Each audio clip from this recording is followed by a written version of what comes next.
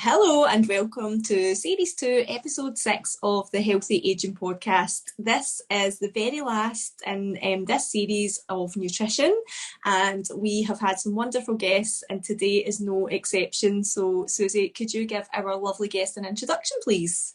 I can indeed, Lorraine, but before I do that, I've just thought we've never asked each other for a while how we're getting on, so I'm just going to quickly ask you, how are you getting on with your strength challenge?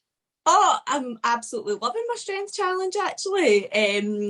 So we have committed to doing 5 minutes every day of strength training, and it was taken from a book that I was reading, so Dr. Chatterjee, one of his books, and it was saying that you can just kind of implement these quick 5-minute positive, good habits in your day. So I think I've missed one day, which was I had one too many gins on Saturday and I didn't feel like doing the strength training on Sunday just there. But other than that, I have done every other day. And I'm absolutely loving it. And I've started to implement little weights in with some of the stuff I'm doing as well. So all good. What about you? Good for you. Yep, all good. I'm sore. The body's like, give me a rest, but I'll keep on going. Good. Anyway, let's get on to our guest anyway. So today I'm going to introduce everybody to the lovely Wendy Pluck. Wendy is a nutritionist, and she actually started her career in nutrition much later on in life due to some different career changes, which I'm going to get Wendy to share. But you and I both know Wendy, again, through Pharmanex, through our new skin business. You've not met Wendy, but you've heard her talk many times. And I've worked closely with Wendy on different nutritional things and new skin things as well. So it's a real honour to have Wendy on the podcast. I don't know if she'll share her age with us. I'm putting her on the spot, but she looks absolutely amazing. She's got so much energy about her. Her husband's the same. They're just great people to be around. So welcome, Wendy, to our Healthy Aging podcast. Thank you so much, Susie, and thank you, Lorraine. And if I tell you my background, I'll slip my age in there somewhere. Okay. So let's start with that. Let's start with that first of all, before we ask that all-important question that Lorraine likes to ask at the beginning. Tell us a little bit about your background, Wendy.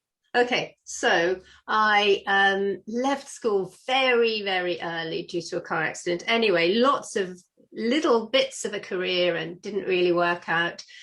And then I went into the corporate world at 19 years old and stayed with the same company until I was in my, I suppose, late 50s. And climbed the corporate ladder, did very, very well, but I worked very, very hard and, did that sort of juggling thing with children, having to get somebody else to help me look after them, and while doing like 2 hours to work and 2 hours back again. So I took early retirement and wasn't ungrateful for that. In fact, I was very, very grateful. And then I was introduced to an amazing anti-aging company, and I wasn't looking for that, but I was looking for a business and open to any new business really to have a look at it. But I met somebody who's a coach, an American lady who's a very good coach, and she became involved in the business, and then she introduced it to me. And because I had, so much faith in her, I took a really good look at it and was very, very pleased with what I saw. But then just quickly, I did actually 2 years ago complete a 3-year-long course in nutritional medicine and with the College of Naturopathic Nutrition, and loved all of that, and only did that because of my experience with Pharmanex. That's a long explanation, sorry.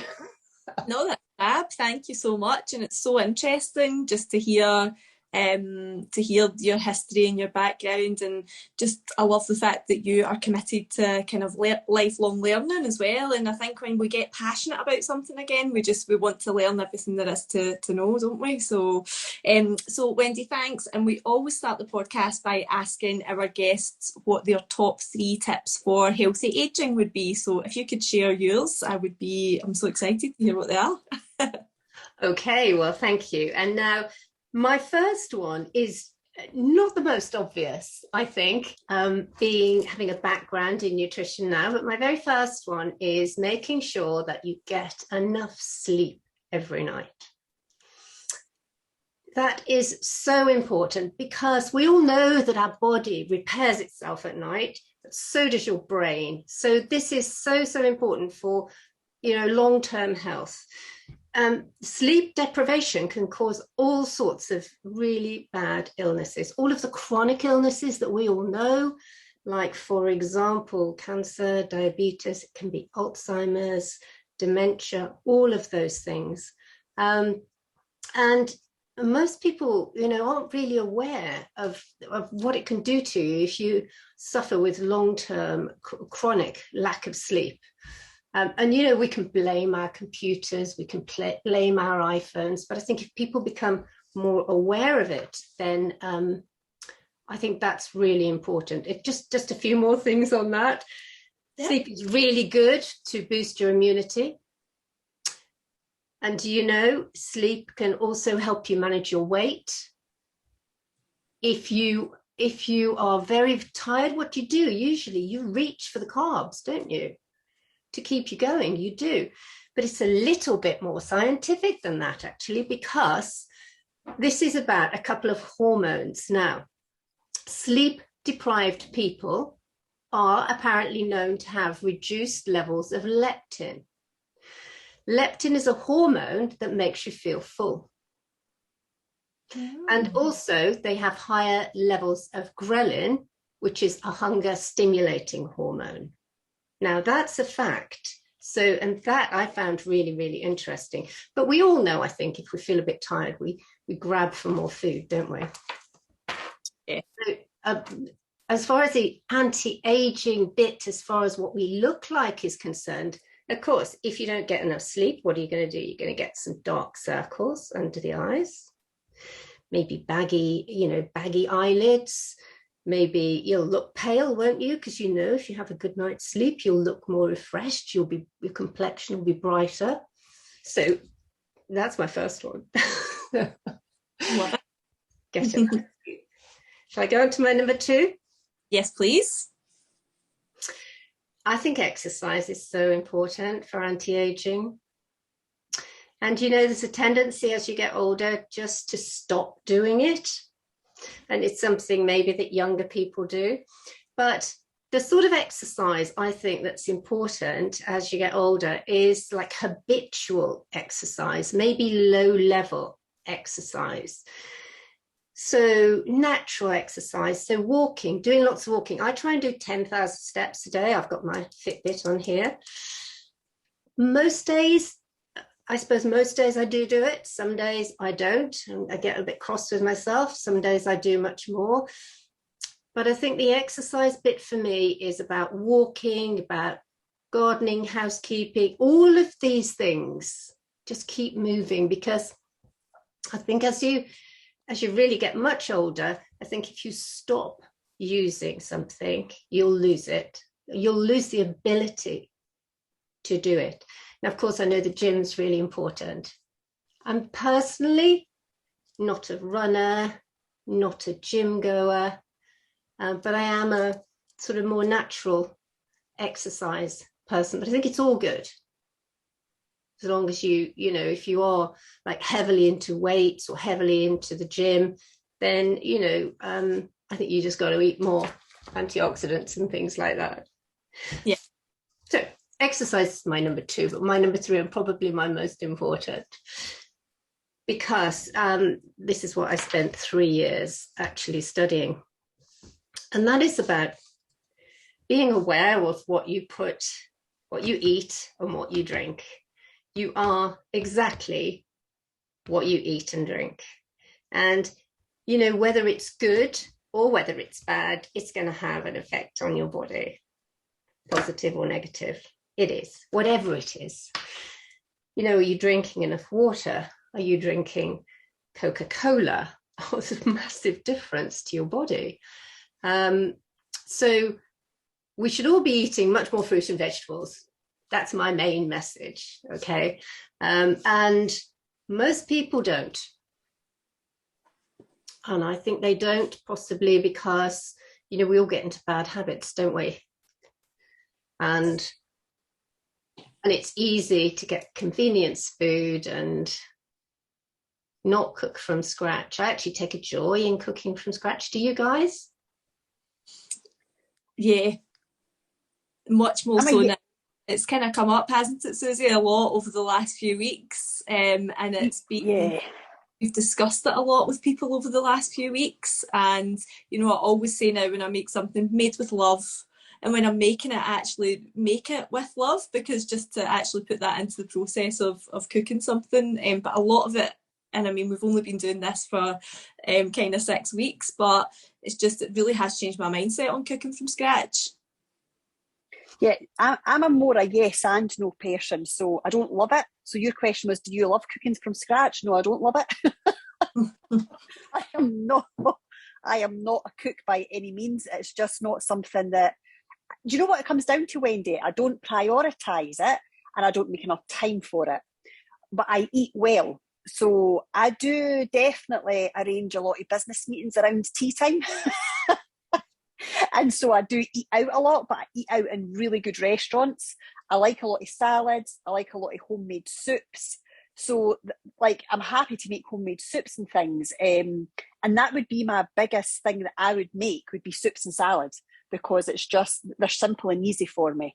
And then other times, like I say, I am eating out a lot. I do like the Hello Fresh and the Gusto, though, because they help me step by step by step. And I really like some of the recipes and the suggestions that they give me. So they have actually been a bit of a game changer for me. They were a game changer during lockdown, you know, because I'm like, oh, I can't have business meetings out anymore.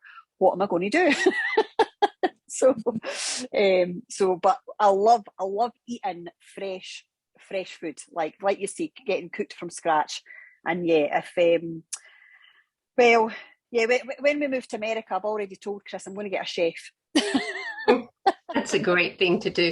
I actually love cooking, because I actually love cooking for people. Always have loved feeding people. Not bad things, not overeating, but just like to make something and give it to people. Every Saturday morning, I have the television. I'm not a television watcher, but every Saturday morning I watch James Martin. You know, all of those chefs, I absolutely love them. It's always just there in the background, so that I suppose you subconsciously pick things up, don't you? But I think, you know, some people think that their genes, what they inherit from their family, is their destiny. And it is not. You can absolutely change that by what you put into your body and the way you treat your body. And by what you put into your body, lots and lots of fruit and vegetables, the rainbow of colors of fruit and vegetables, because you get different carotenoid antioxidants and vitamins and minerals from all of those different fruit and vegetables.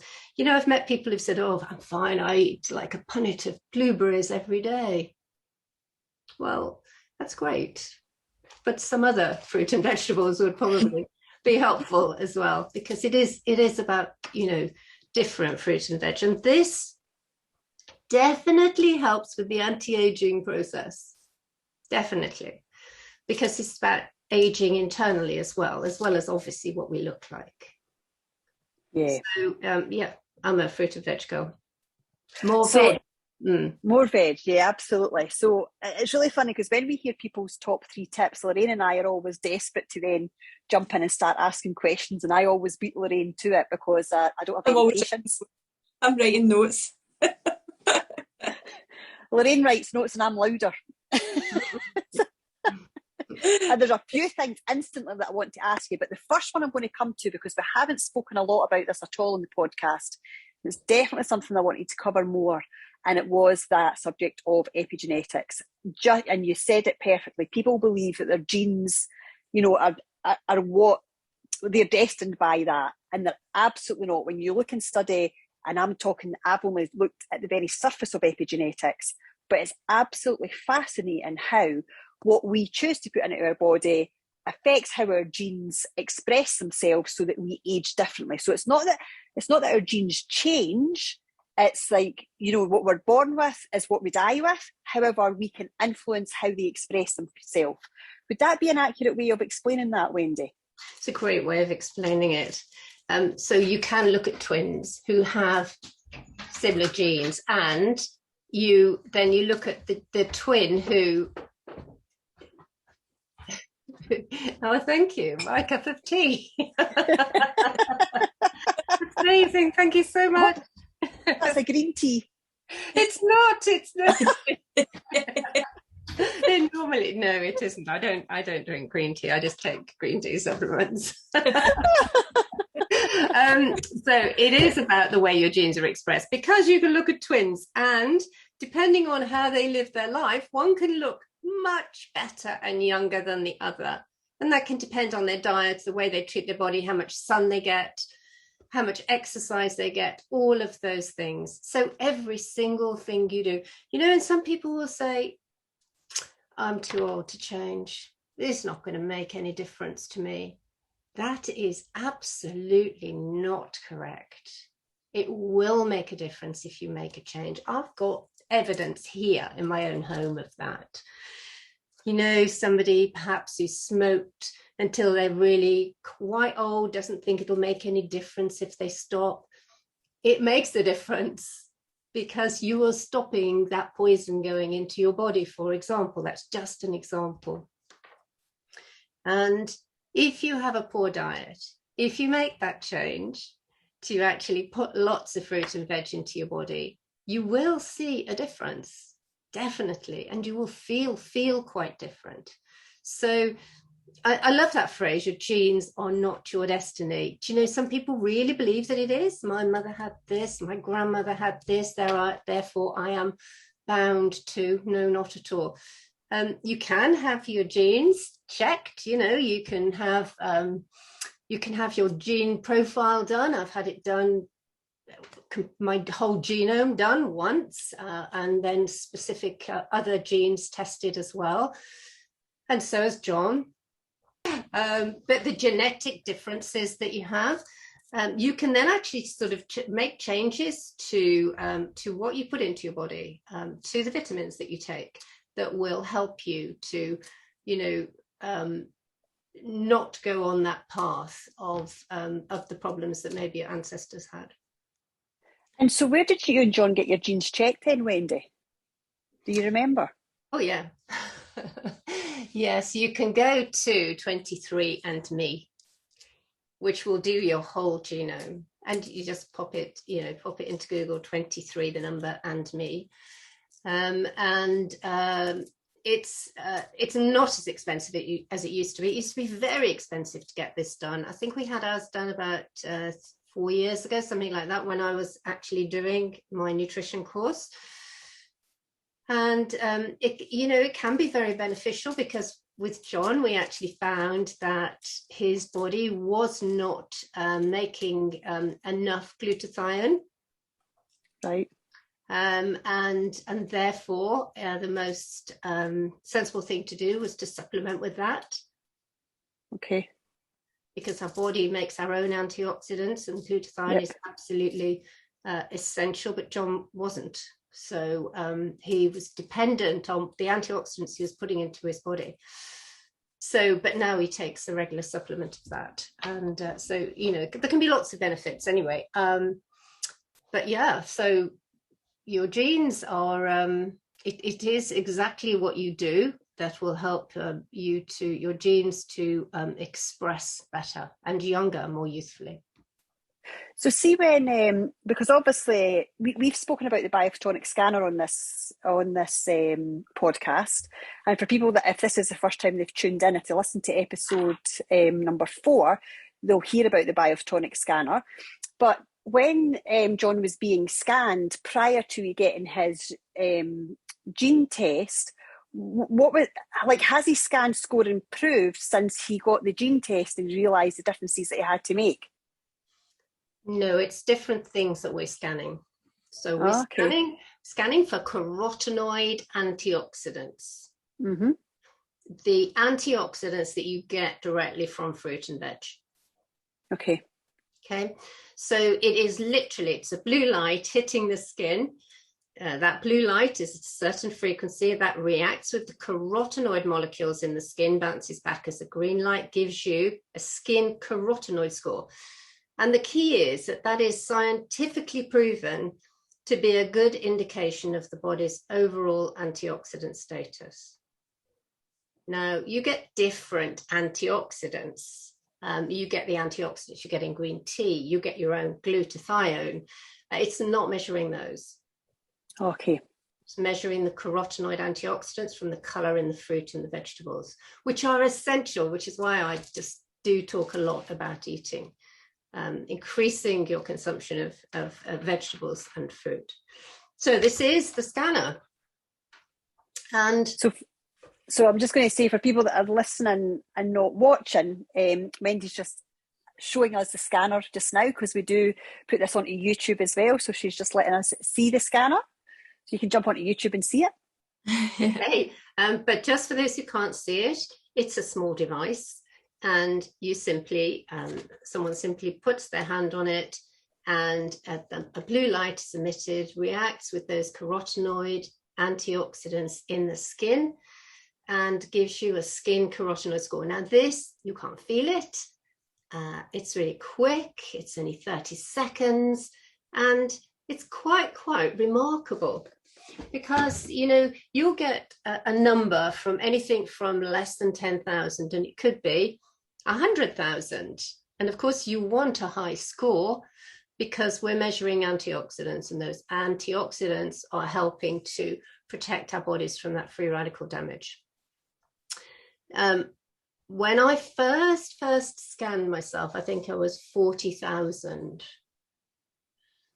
So always had pretty good diet, always been quite slim. That makes a difference, actually.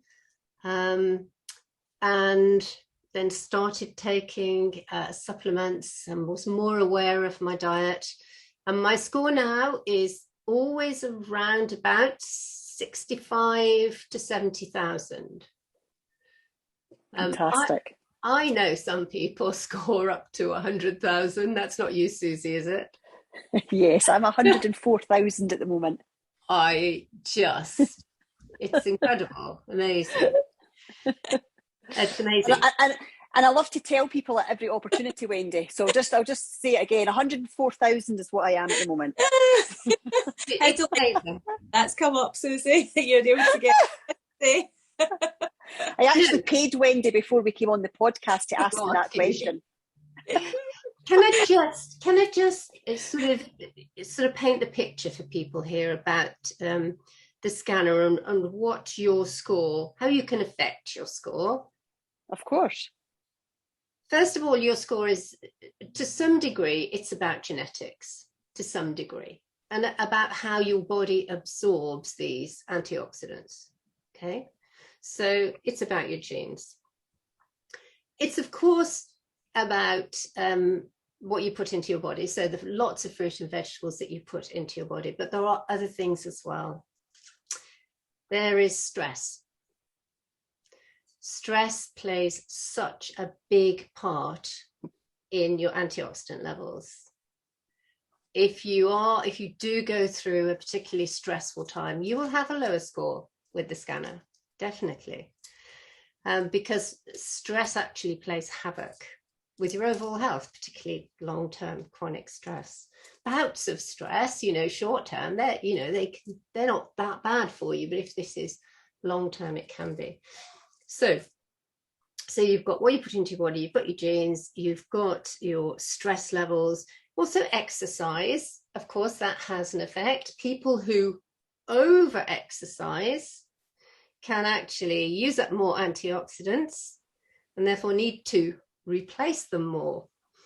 I've had people sitting in front of me having done a scan and they look so super fit and they eat amazingly well and they have a low score and they can't understand it.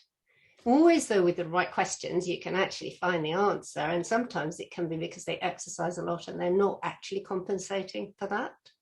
Susie, you must come across this. Absolutely. Yeah, a lot. I think those are the main things. There was something else. Those, I think, are the main thing. Oh, the other thing, of course, is weight does affect your scan score as well. Because I've noticed the slimmer someone is, the higher their score can be. If all of the other things are stacked up as well, of course. Because, you know, if you are carrying excess weight, then that can, you know, you can cause oxidative stress in the body. Yep. So I want to go back to a little bit about yourself, because we still don't know your age. You haven't told us yet. You told us you were going to. Okay. What I want to ask you is, why is this subject important to you? Like, why is it important for you to age well? You did also mention, and I meant to come back to you on this as well, that you could prove how changes that you do will have an effect. You could prove that by going into your house. So obviously, I know I've been at your house. I know that the two people that are living with you are with you and John. So tell us a little bit about that, just and a little bit about why this is so important to you as well, Wendy, if that's okay. Thank you. Yeah. And your age. Okay, let's do that first. Well, I was born in 1952, which this year makes me 69. Now, I have to tell you that I never would discuss my age with anyone. I thought, you know, I can't talk about this, but actually I'm prouder and prouder of it, really, because John and I are so full of energy. He is 18, he's my toy boy.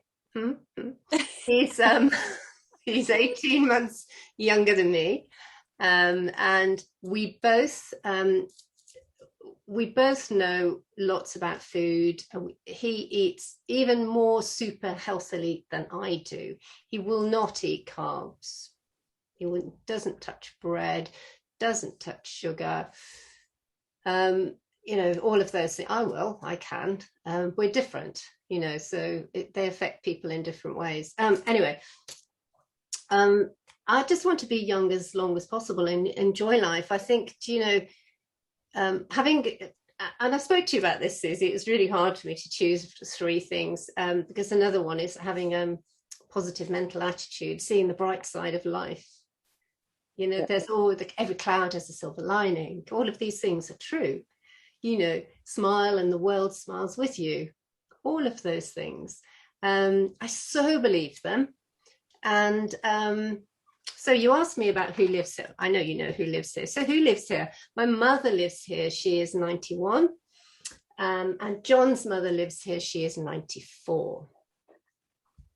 And amazing. My mother only stopped smoking 3 years ago. And has it had an effect on her life? Massive effect. You know, it's incredible how the body actually can mend itself. Incredible. They, of course, have a great diet here. They actually, of course, take supplements. My mum's score, when I first scanned her, because she was a smoker, and that's another thing, of course, it would have a massive effect on your score. It will lower your score because, you know, that's putting poison into your body. Was 20 something. And now it's about 46 now, which is just fantastic.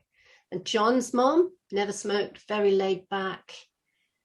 She scores between 60 and 70,000. She's 94. Wow.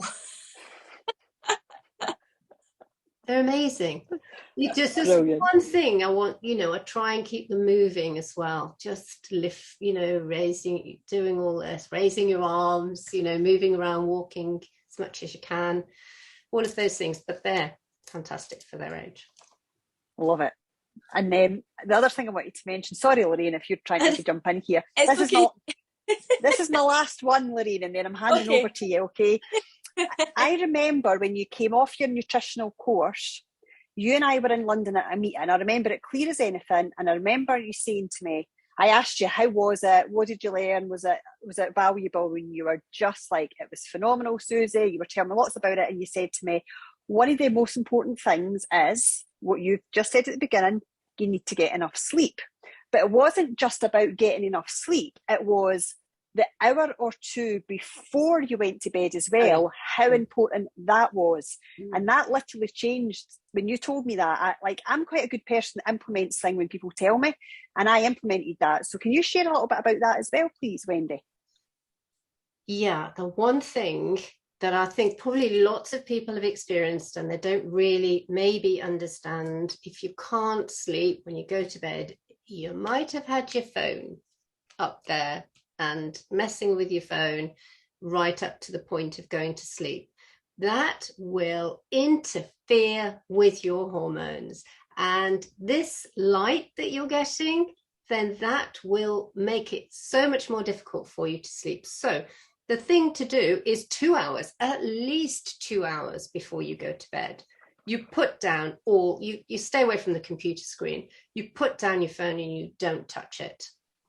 And that will help enormously. You've got to really prepare yourself for this sleep, and also if you can have a warm bath, if you do anything, any ritual to relax, it will help a lot. Now, if you've got one of these Fitbits that I've got here, that will also analyze your sleep. And you've got to get used to wearing it, because if you're not used to wearing anything like that, it can cause a bit of disruption, when you're first using it. But it's really helpful in seeing what sort of quality of sleep that you get, how deep you're sleeping, and whether or not overall you are getting enough. Because it's all right going to bed at 10:30 at night and getting up at 6:30 in the morning. You're not getting 8 hours sleep. You're waking up lots of times there and maybe not going straight back to sleep. So it's really interesting to monitor that. But yes, your rituals in coming up to bedtime are, I think, really important. Love, thank you so much. I think you've actually asked most of the questions that I was going to ask, Susie. I love that sleep has come up, because that's something that I don't think has come up yet on the podcast at all. So I love that we've discussed that today. And I heard somewhere there's something really important happens between 10 p.m. and midnight. So if you can aim to be in bed by 10 and then be sleeping as close to 10 p.m. as you can, because there's something, I can't remember the exact ins and outs of it, but it was just saying that there's something that you don't get at any other time in your sleep apart from before midnight. So it is very important, and listeners of the podcast will know that I had a hugely interrupted sleep for 5 years with my son. So my second son just was not a good sleeper, and I got very good at surviving on a very, very little sleep, but it definitely played havoc with so many other things in my life. Just my weight was one of them, so it's interesting that you mentioned that, and then just how you think, you can function, but you're definitely not at your best. And I think I only see it now that he does sleep when I look back and think, oh my goodness, how did I do that for so long? But so I think that's amazing that that's come up. And then just to jump back to something else we spoke about mindset, and your genes don't define who you're going to be. Again, something I'd read was saying that if your mum has a heart attack, say for example when you're younger, and you then tell yourself every day, oh I need to watch because I'll have a heart attack because my mum had a heart attack, it's in my family, that history, and it's such a huge percentage is actually, it's nothing to do with genetics. It's actually just because in your mind you've told yourself every day that's something that's going to happen to you, and then, you know, it can happen, but more of a mindset thing rather than because it was in your genes ever at any time. So again, just ties in everything that you were saying there. Perfect.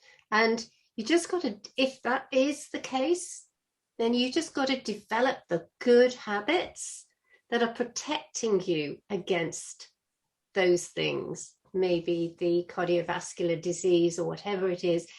Eat the right foods, get plenty of omega-3, plenty of rest, don't put yourself under stress, really good diet, and that will help to protect you from anything like that. Yeah. Amazing. Susie, have you got anything else that you want to add?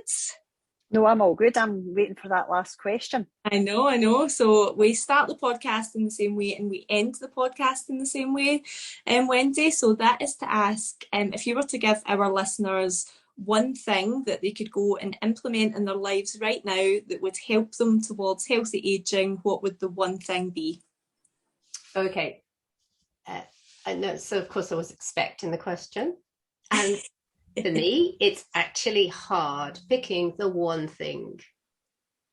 But, you know, if I think about the children growing up and, you know, various things throughout their life, it's, you know, I've got a headache, Mum, you know, I've got a stomach ache, Mum.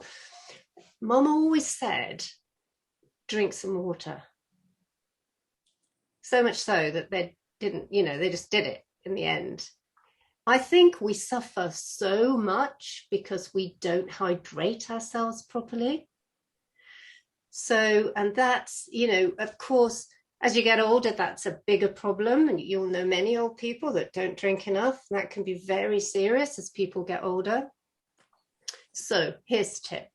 Every morning, have a glass, fairly large glass of water, room temperature, with half a lemon squeezed into it. So put the lemon juice in. And I guess, you know, people, if they haven't said it already on your podcasts, someone else will.